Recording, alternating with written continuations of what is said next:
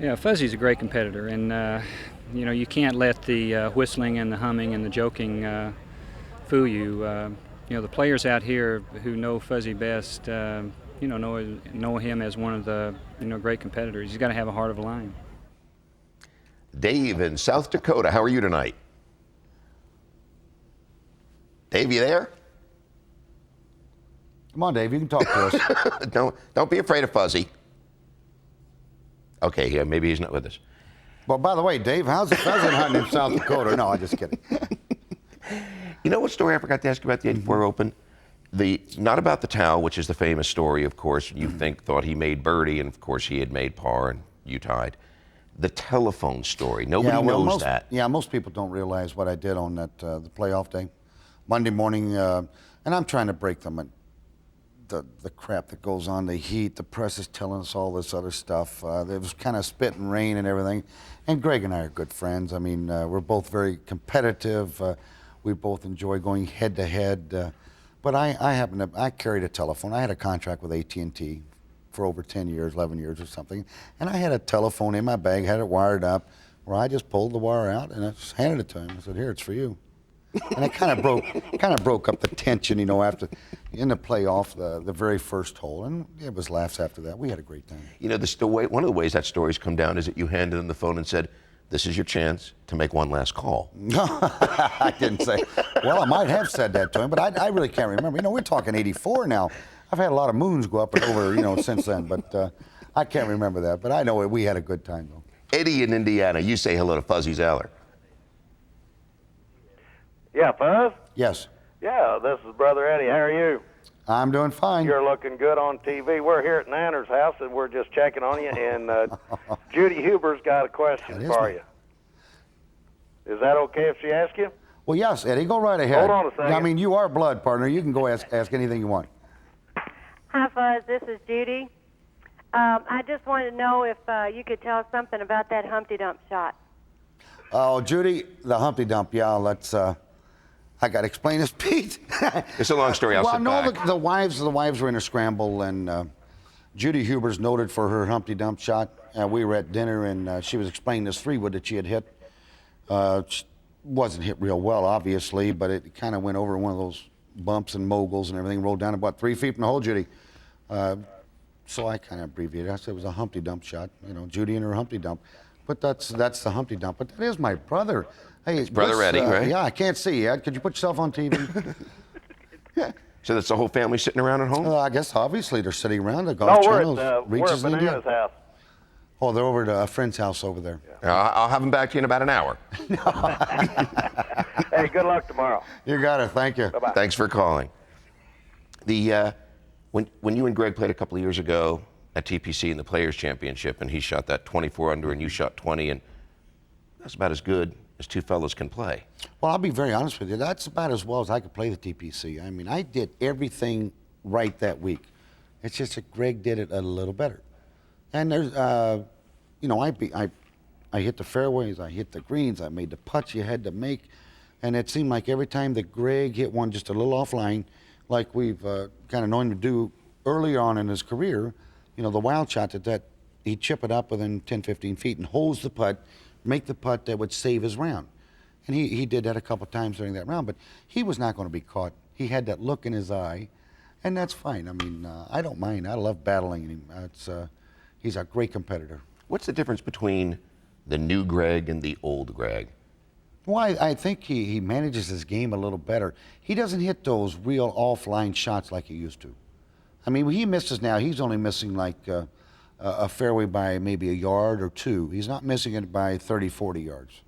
And I think that's the biggest difference. Plus, I think his putting has improved and his chipping has improved. Just everything about his game has improved. Let's talk about another friend of yours, John Daly. What's going on with Big John? And God, who knows what's going on with John? Well, okay, last time you were with him, what was going on with him? I know he's pulling for the Hogs to win. I can tell you that. Well, you know, John's a good friend of mine. He's a great kid. He's got a lot of opportunity. I want him to do well. I think the biggest problem with John Daly is John Daly. Gets in his own way. Well, yeah, he doesn't know how to say the two little letters, no. You know, and I never forget Hubert Green when I was coming out. You know, and I made the hot streak in '79. Hubert Green and I are very good friends. We've run together for probably 18, 19 years, and had a lot of talks. And he told me in '78, he said, the hardest word you'll learn on this tour is the word no. 2 little dinky little letters, no. And I think until John Daly goes and looks in that mirror and learns that word no, he's going to be fighting himself, because he says yes to everything. You know, he's over here in Australia one week, he's in Japan the next, he's playing in the States the next week, and he's back across the river. You can't do that this day and age. Now, it's fine to go across the river and play those tournaments, but you have to have some sort of schedule, and right now, John Daly doesn't have a schedule. How does he see you, as a brother or a father figure, you think? Well, hopefully as a friend, a damn close friend, and that's all I want to say, Pete. We're going to be right back with Fuzzy. If you want to talk to him, 1-800-842-9987. Stay with us.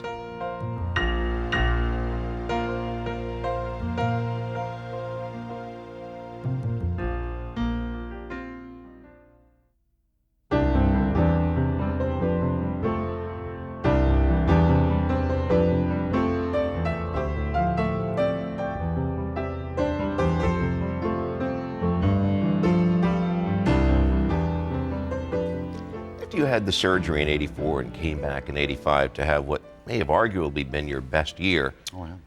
Was Bay Hill as meaningful, given the recovery from surgery, and additionally because it's Arnold's tournament, as meaningful as anything you've ever won? Probably the most. You know, most people think it would be a San Diego victory, my very first victory on tour. Yeah, that was very important. People think Augusta National, tremendous importance to a golfer's career. Of course. The U.S. Open. But the one that sticks out in my mind would be Bay Hill.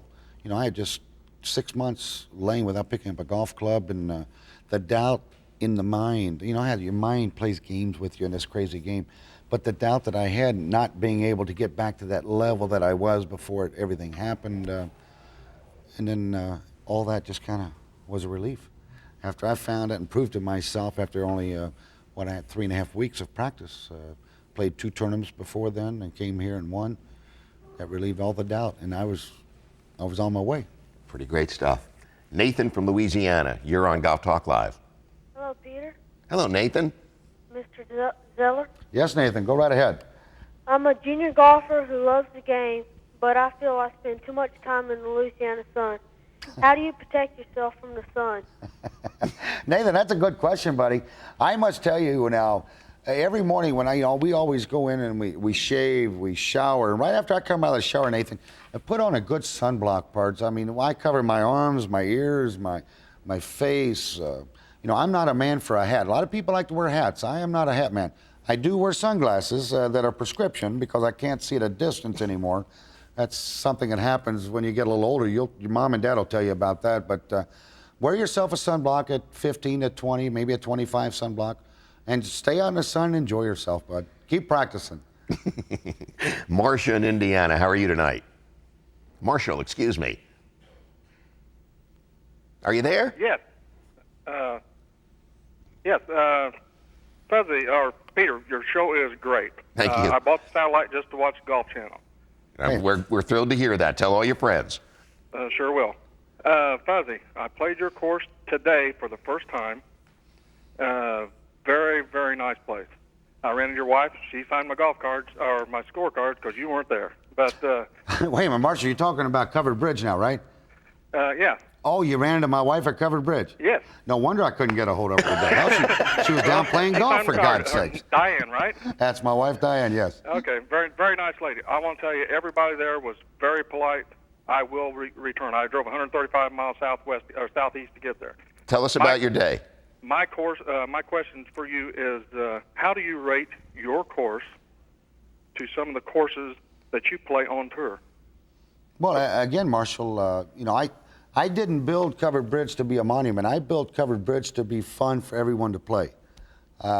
Yes, Covered Bridge could be a golf course that could be toughened up by bringing the roughs in, letting the roughs grow, getting the greens very, very fast.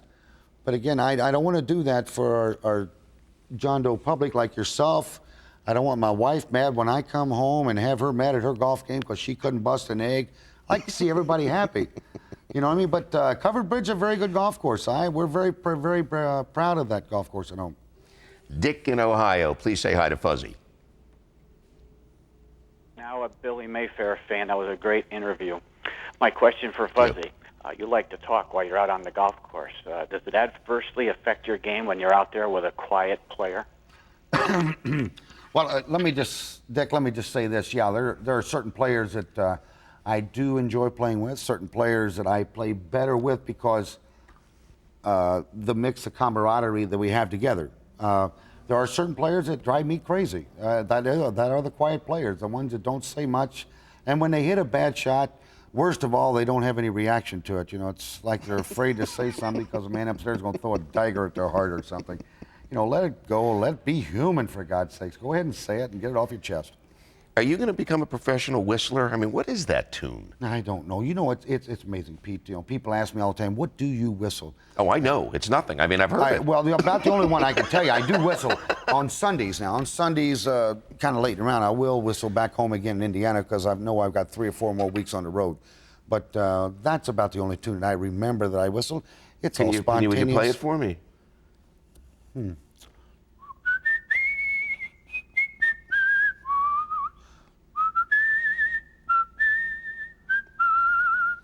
See, so I mean, I've got that one down. Nice. I've got it down. I really do. The only problem with your whistling is McCumber's doing it now, and it's driving me crazy. Yeah, McCumber has no tunes. See, I don't do mine loud so everybody can hear it. I just kind of blow off a little steam. You know, after you've hit a shank and you've tried to hit a hook, I mean, you got to do something. So I just blow off a little steam and I whistle. Bobby in Ohio, sing us a happy song. Hey, Fuzzy, how you doing? I'm doing fine, Bob. How you doing? Good. I got to tell you, you're out of all the guys on the tour, you're probably my favorite. And you're the best. Because I like your personality and everything. Mine's like yours. I like to have fun when I'm playing. I got to have back surgery like you. Oh, it's scary. What'd you call me for? Well, He wants you to do it. I was just curious. You know, how long were you laid off once you had the surgery? Now, the first time, Bobby, I was laid up for 6 months. But that was an entirely different deal than this last one. You know, the deal of this last one, Peter, we were talking, it's the catch me out. I mean, they've got things nowadays that blow my mind. It's like kind of going in, they give you the roto-rooter on the shoulder and you go pitch another baseball game. But that's basically what I had. He went in and just sucked the disc out away from my spine, pulled things out, and it was done. But check with your doctors. Don't just go with one opinion. Go 3 or 4 and then find one that will give you the straight answer. Fuzzy's going to whistle us a little tune as we go to break, and if you want to talk to him, 1-800-842-9987. Oh, you make me want to dance. Salute. We'll be right back.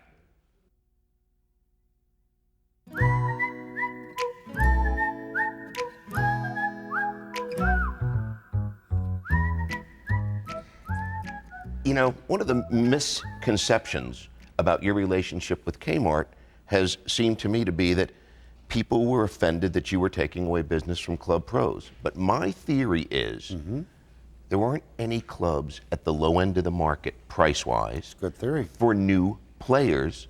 So if they buy your clubs at Kmart and they love the game, which they're going to, then they're going to end up patronizing that club pro because they're going to join a club and they're going to pay green fees, and that's my theory. That's good, Pete. Thank you. I was with Hilliker and Badsby at the time when all this started. I've been with Kmart, just not from what people seen on TV, but I've been with Kmart for like 11, 12 years and odds and ends things. It started with the Dunlop Corporation, starting with the ball, then the shoe. Then H&B came to me. They said, would you be interested in putting a Fuzzy Zoeller club in Kmart? And I said, well, yes, only if we don't cross that line between the club pro and the professional and the discount house. I said, I don't want that. I'm not saying Kmart's a discount house, but you know, I didn't want to cross that fine line that touring professionals and club professionals have had. It's kind of a bonding type thing. I respect what those guys do for a living, and I didn't want to cross that line. So we talked about it a long time, for about a month and a half, and they said, we don't think we're going to cross that line because we're shooting in a market, a $200 market that nobody's got. Right. You know, the club pro doesn't have a $200 market. I said, well, that's fine. And then the heat came up. After we did the first commercial where I shot the ball through the store and everything, Right. I caught a lot of hell for that commercial. It was a great commercial, but it was for Kmart. Now, Kmart's a great corporation to work for. Listen, my relationship with them has been tremendous the last 10 years that I have been with them and doing the last 7 years of advertisement for them. Absolutely tremendous. The club pros had a kind of a short, kind of a little pea brain, if you don't mind me saying. We were looking at a very big picture. I look at golf as a big ball.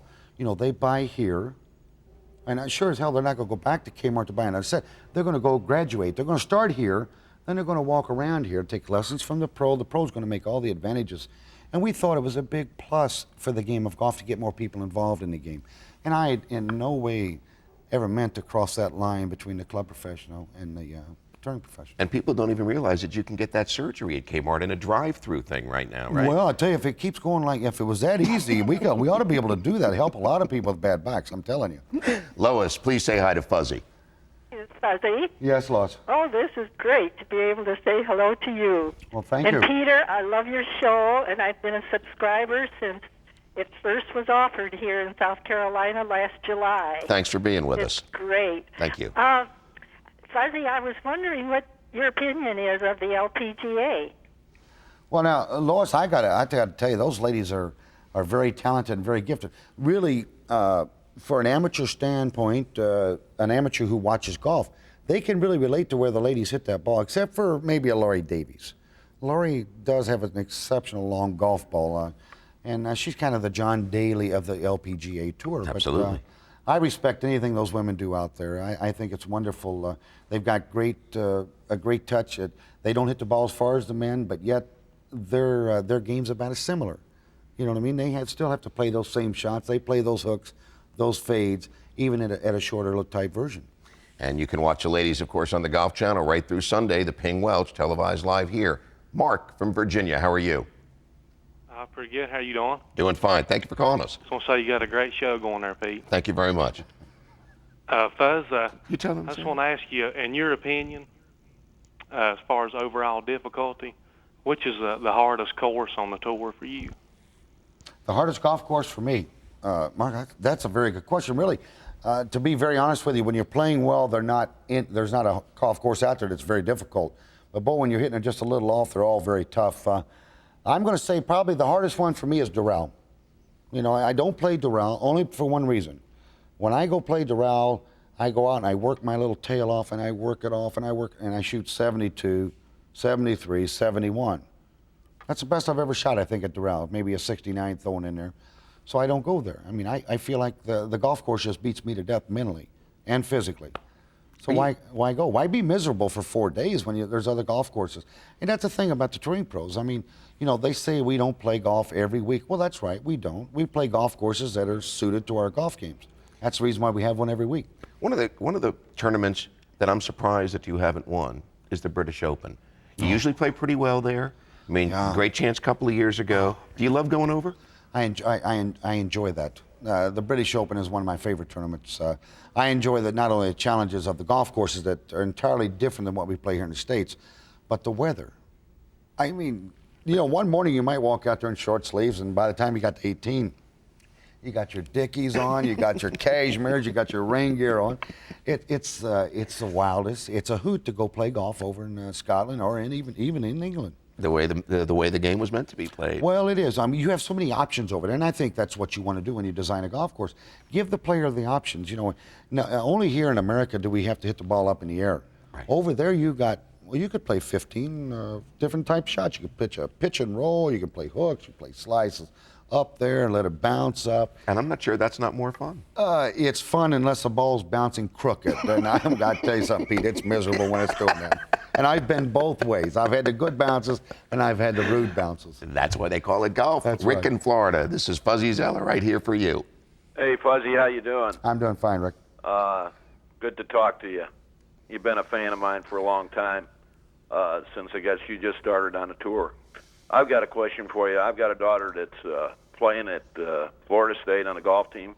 This is really her first year she played golf. She's a pretty long hitter. She's the longest hitter up there, I guess. I was wondering, what do you think she ought to work on, or is there any encouragement you can give her? Well, now, Rick, what you want to do for a woman who has the length is the one thing is make sure she brings a short game with her. So get her out there and practice those shots from 125 on in. I think that's maybe where the ladies leave a little bit behind. You know, they all want to hit that ball long, but they forget about that short game. Practice around the greens, practice your chipping, your sand wedges, and by all means, don't forget those little short money putts because they can save you, trust me. Do your daughters or your son play? Oh, they all play. They do? Oh, yeah, they all play. It's, I think I've created a house of monsters over there. But I've got every one of my daughters. My oldest daughter, who's 16, Sunny, she's played on the high school team. My second daughter, who's 14, which is Heidi, will turn 15 in July, August. I think it's August. Oh, good. Oh, you're in trouble. I know. Well, she'll excuse me. It's in August. It's 22nd. It's right after my anniversary.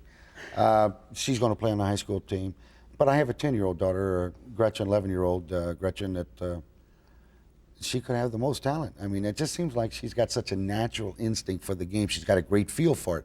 Now, as far as my 6-year-old son, I'm not sure. He might be out riding horses somewhere, but he plays. He loves getting out and hitting the golf ball. But, you know, again, with kids this day and age, the time to start a kid is when they want to play. Right. Don't rush them. You know, I never was rushed when I started, and I always had the opportunity to do it, but I never was rushed. And I think that's the reason why I still do it to this day. You are a lucky and blessed man. We're going to take a short break. We'll be right back with Fuzzy after this.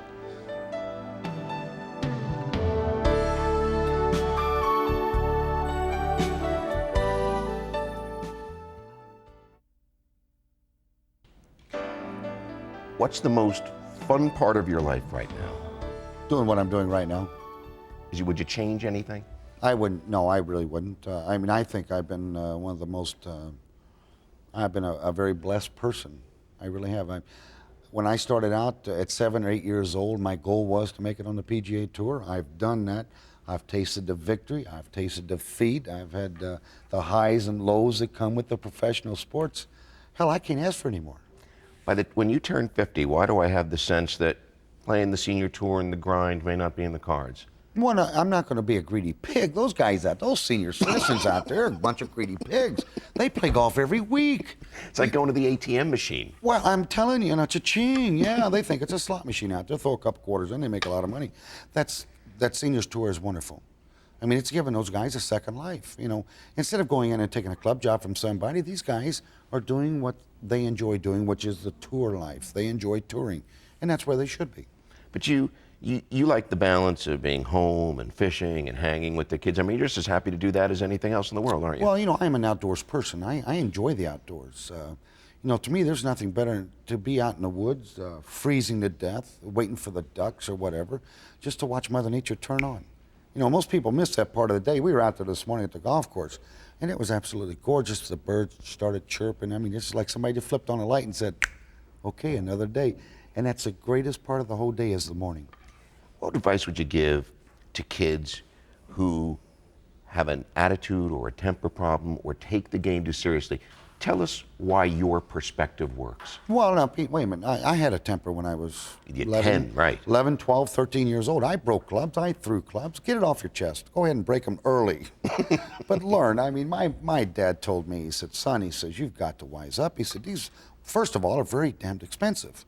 You know, I mean, breaking these clubs and you have to reshaft them and everything else. And well, that's why there's the Kmart line. Well, it was very difficult to do that. Back when I was growing up, to get those things reshafted, not everybody did this. And then I just wised up, and he said, you know, you'll play better, and it's the hardest thing to do is listen to your mom and listen to your dad. You'll play better if you'll enjoy the game. And so you do, and your kids seem to Well, I woke on up. it. Well, I finally woke up. I enjoyed the game, started smiling a little bit, didn't get as frustrated for about missing a shot. When I missed a shot, I always tried to figure out why I missed it and then try to improve on the next one.